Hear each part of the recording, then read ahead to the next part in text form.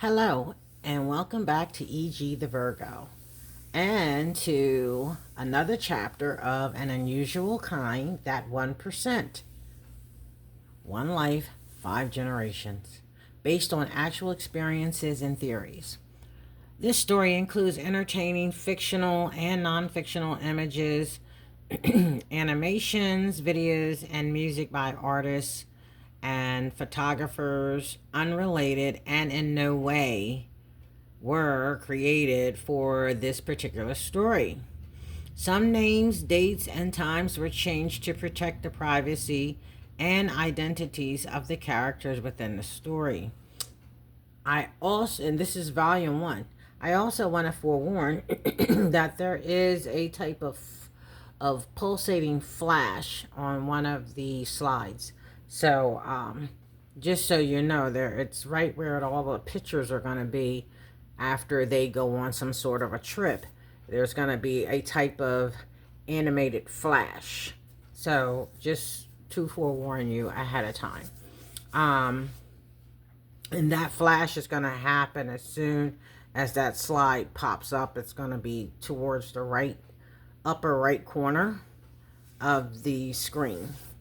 Okay, so let's go on to the next thing here. We're going to do the disclaimer. Copyright disclaimer under Section 107 of the Copyright Act of 1976. Allowance is made for fair use for purposes such as criticism, comment, news reporting, teaching, scholarship, and research. Fair use is a use permitted by copyright statute that might otherwise be infringing. Nonprofit educational or personal use tips the balance in favor of fair use. Source Circular 92, Copyright Law of the United States, 17 U.S.C. Section 107.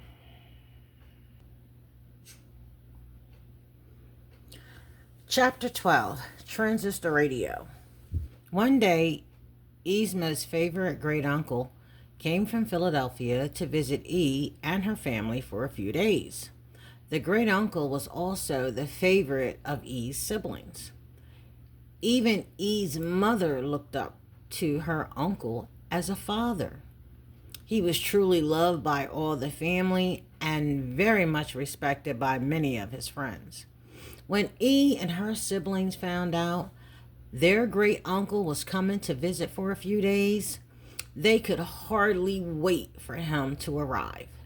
E's parents made a makeshift guest room downstairs in their den, where the great-uncle would be sleeping on a very comfortable pull-out couch bed for the next few days during his visit. To E, he was the coolest and toughest guy in the world. E felt like no one in the world would dare try to bother any of them when their great-uncle was around. The excitement in the house filled the inside home atmosphere with nothing but happiness, excitement, and joy. To E and her siblings, their great-uncle was the baddest cowboy in town. They felt he was the baddest cowboy because he was always somewhere cleaning, polishing, and boasting about his double-barreled rifle. Next to boasting about his rifle, going fishing, watching professional wrestling, and the roller derby competitions on TV, the other one thing their great-uncle really enjoyed was sitting in a nice quiet area somewhere, preferably in a comfortable living room chair, if possible, listening to the baseball games on his transistor radio, which was America's pastime, while also enjoying a Pall Mall cigarette. And of course, he was a Phillies baseball fan.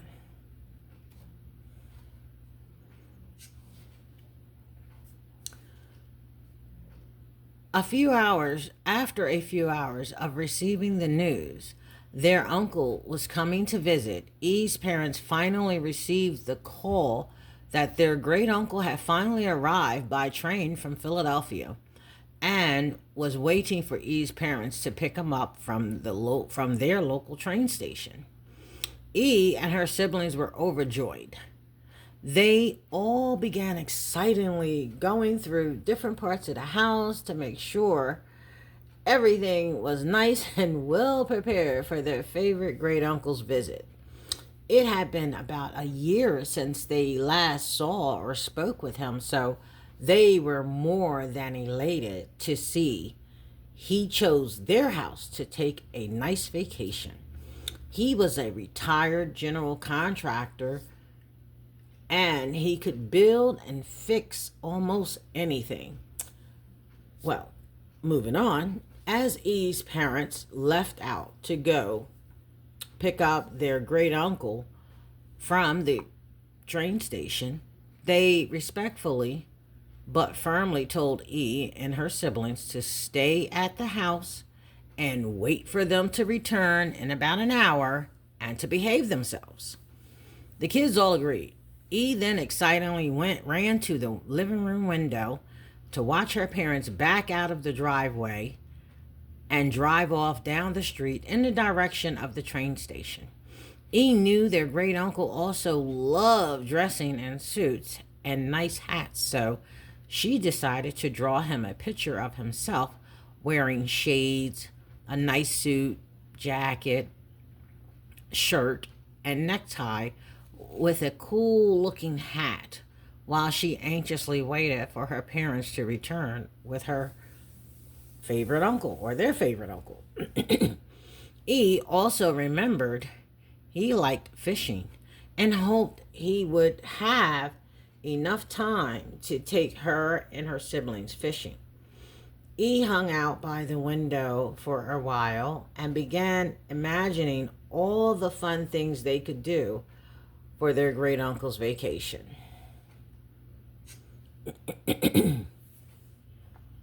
Before E and her siblings knew it, and just as their mother predicted, their parents had already returned home from the train station within an hour of leaving to go and pick up their great uncle.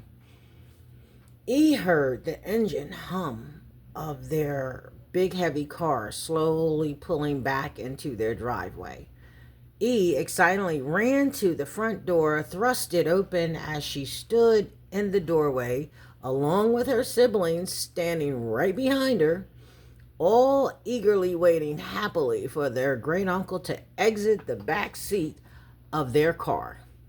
As soon as they all saw him exit the back seat of the car holding his luggage, E and her siblings could no longer hold their excitement and happiness to see their great uncle, and they all completely burst out of the front door and ran as fast as they could towards him with their arms stretched wide open, prepared to give him their biggest miss you hugs ever. And dressed as sharp and nice as ever, their great uncle was excited to see them too and couldn't wait to put his suitcases down so he could give E and her siblings a great big happy to see you group hug.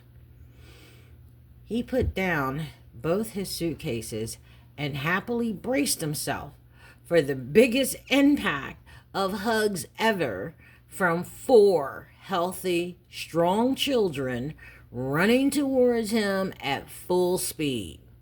As E and her siblings ran towards their great uncle, they all began loudly and excitingly shouting, "Uncle Cooley! Uncle Cooley!" Although Cooley wasn't his real name. It's what the family called him because he always carried himself in such a cool manner.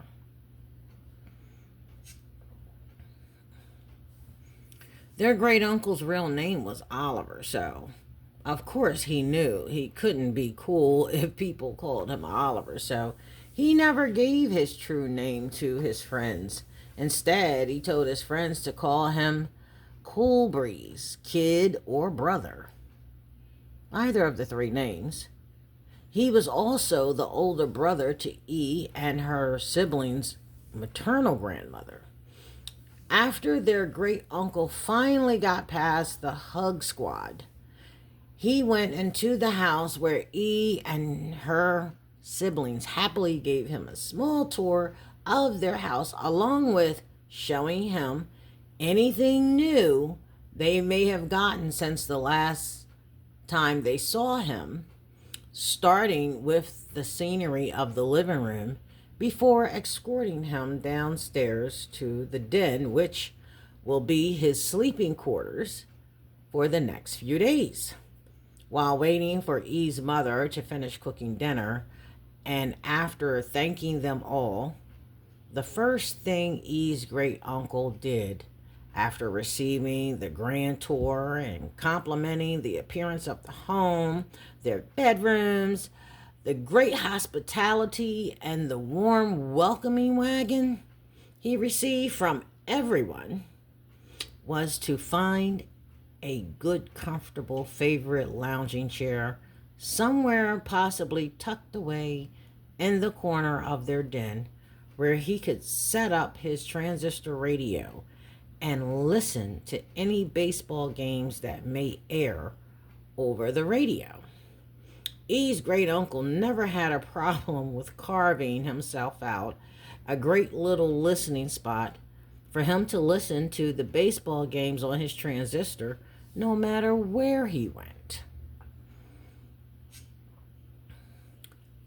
After E's great uncle appeared to be comfortably settled in, E thought it was a good time to go down to the den where her great uncle Cooley was and present him with the picture she had drawn for him using crayons, a pencil, and a sheet of her school notebook paper. E's great uncle absolutely loved E's drawing of him. He thought the picture captured every essence of his personality and character, right down to him holding a lit cigarette. He especially liked how cool E made him look and how closely her drawing almost actually resembled him.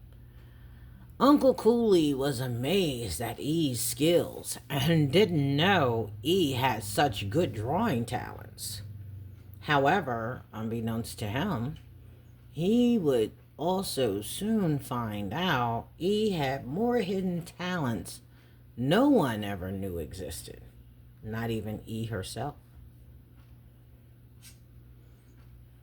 After everyone was finished eating a late but great dinner, with full bellies, talking, laughing, and reminiscing around the kitchen table, everyone retreated to their bedrooms to prepare for the next day after such a busy day. Uncle Cooley went down to the den so he could quietly relax and listen to a baseball game on his transistor radio.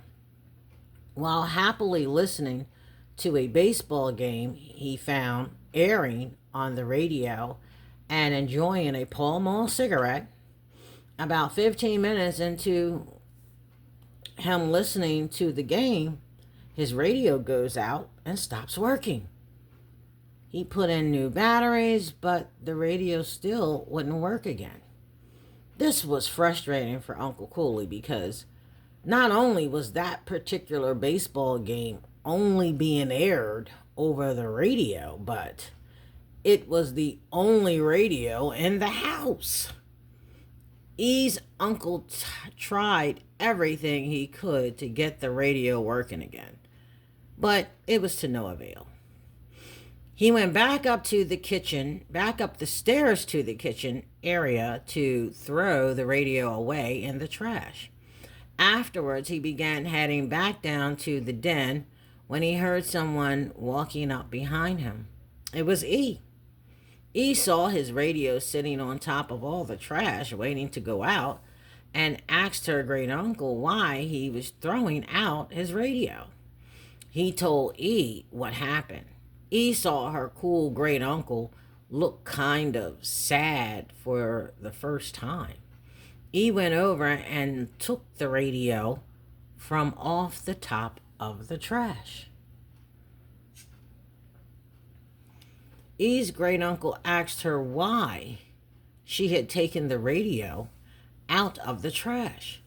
E told him she wanted to see if she could help. He told E it wasn't necessary because he would ask E's parents if they wouldn't mind taking him into town the next day so he could buy another transistor radio. But E insisted. She tried to help and took the radio out of the kitchen trash where it was, sat down on the kitchen floor, and began meddling with the radio and taking it completely apart. Her great uncle thought it was cute that E was really trying to help him as he decided to sit down in one of the kitchen table chairs to watch her open the back of the radio and break the radio down into pieces. He was amazed and in disbelief at how focused and determined E was to get the radio working again. After sitting in the kitchen chair for almost an hour watching E take the radio apart and put it back together multiple times, E's great uncle thanked her for trying, but didn't want her given all the time she had left before bedtime with trying to fix his radio that isn't going to work anymore. E felt tired and sad she couldn't help get the radio working again for Uncle Cooley and began putting all the parts back inside the radio so she could then put the radio back in the trash. Sadly, after another 15 minutes of putting the radio back together to the best of her ability, E gave the power knob of the radio one last try. Amazingly, the radio came back on. Woohoo! Hot dog! E and her Uncle Cooley looked surprised and amazed at the same time. Uncle Cooley asked how she did it. E excitedly told her great uncle she wasn't sure, but that she did continue to move some little knob fuses around that were built inside the radio, and maybe that's why it started working again. They were both so happy they called everyone down to the kitchen so they could tell everyone and tell them what happened and how E fixed the radio, which would eventually go on to work for another 2 years.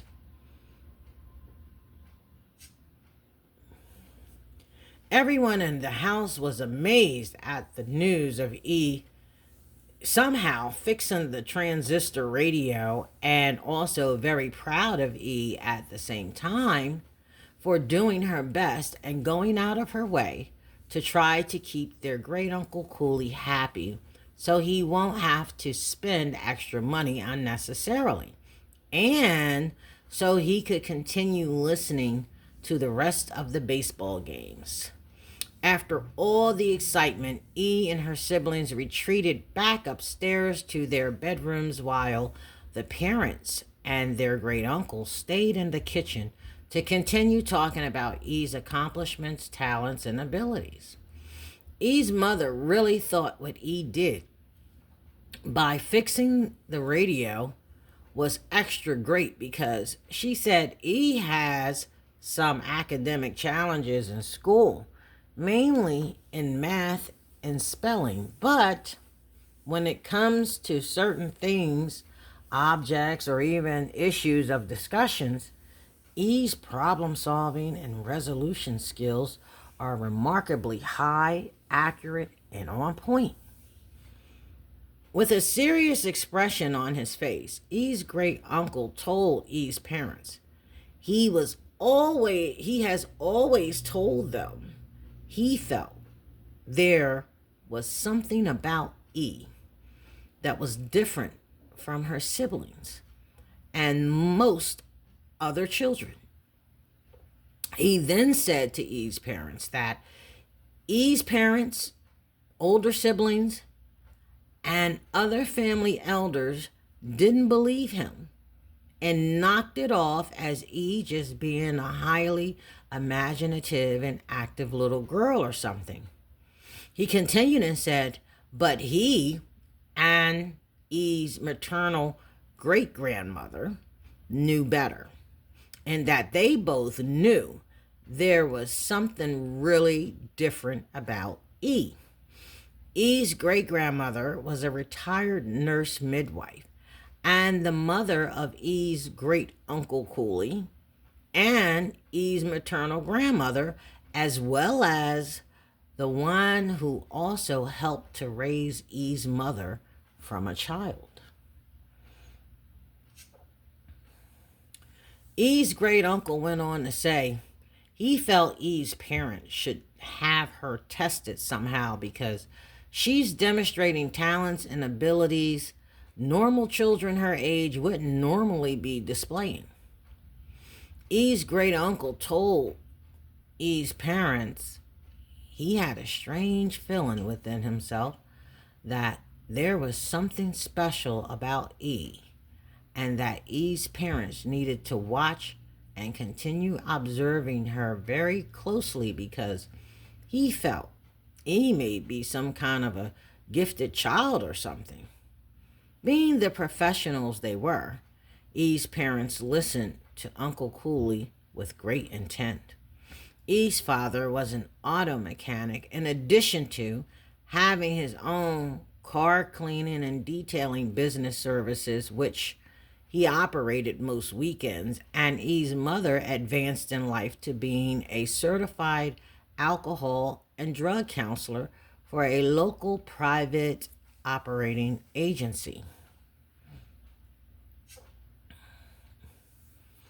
E's great uncle then continued by telling and showing E's parents the picture E drew in such a short amount of time and how well she had drawn the picture free-handed based on her memory only.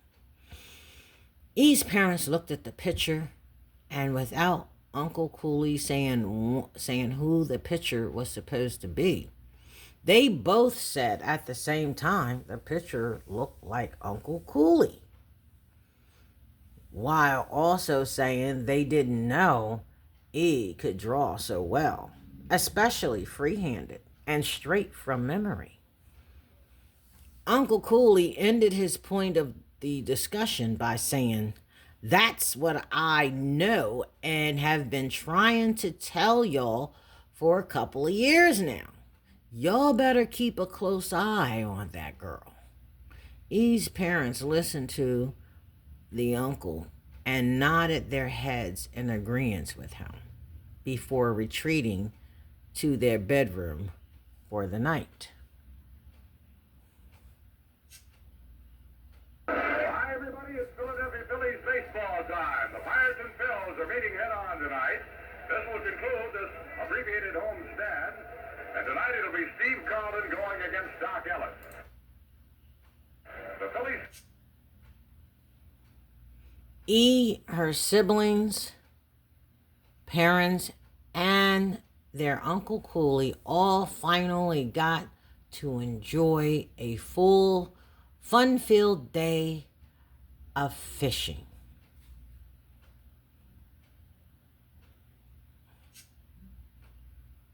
And that will conclude the end of chapter 12, the Transistor Radio. And we will be moving into the next time. Actually, I won't say the next time, but the next chapter will be chapter 13. And that will be about a trip to Philly. So also, I'm going to, at some point, do a total recap. Probably after chapter 13.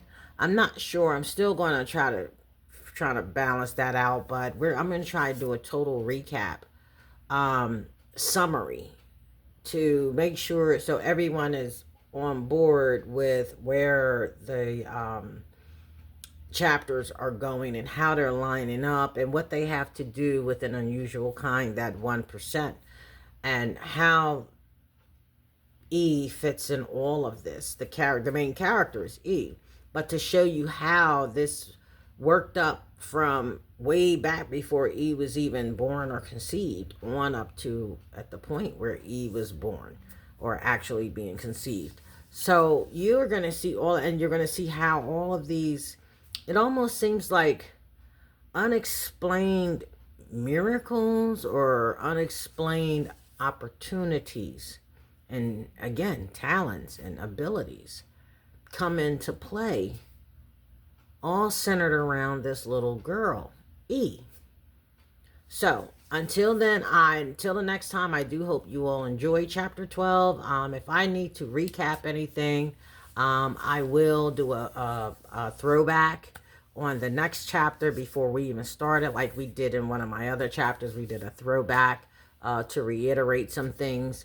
And if you saw any small little typos, I think there was one or two I caught. I do apologize about that. But it's okay because we get the gist of the story. We know what is what. And until then, people, please enjoy yourselves and stay blessed.